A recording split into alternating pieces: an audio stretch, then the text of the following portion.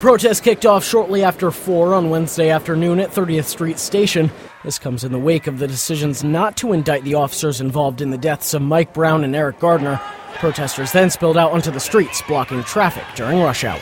You're hurting us! You're hurting us! Residual delays were felt throughout Center City as protesters marched on Market Street from 30th Street to City Hall, where the annual tree lighting ceremony was about to get underway. Festivities were sometimes overpowered by bullhorn sirens and chants such as Black Lives Matter. At times it made it hard for those on stage to perform with pleas like this one.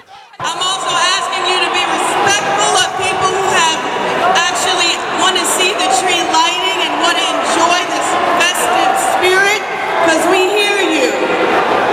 We hear you. Protesters made sure they were heard, but many on hand for the ceremony itself weren't amused. This is, a crisis that we need to address, but there's a time and place for it. There's a way to do it. And, they're yelling Black Lives Matter when kids of all races are singing together peacefully, and they're yelling Black Lives Matter. They just need to realize that all lives matter. Activist and Temple alumna Tanisha Dennis says the point of crashing the ceremony was to cause a disruption, to draw attention to the issue. Well, the point was to be disruptive. We are stopping the peace until we get justice. If we let you guys carry on with the way you've been doing things, why would anything change? It's not just about hating white people or police or anything. It's about lives mattering. All lives should matter. So I don't really care.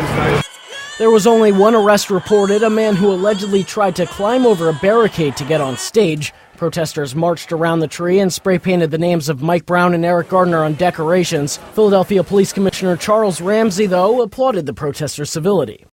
Actually, I'm very proud of them because, unlike some cities here in Philadelphia so far, things have remained peaceful. And that's really what protest is all about. If you want your voice heard, and having it overshadowed with violence, the message gets lost.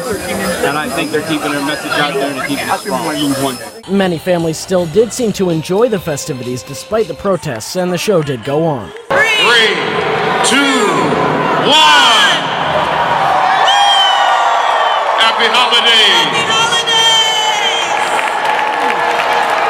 At times it was a bit of tug-of-war between protests and holiday cheer, with chants sometimes overpowering speakers and singers. But for the most part, everything remained peaceful in Center City. Rob Durians for Temple Update.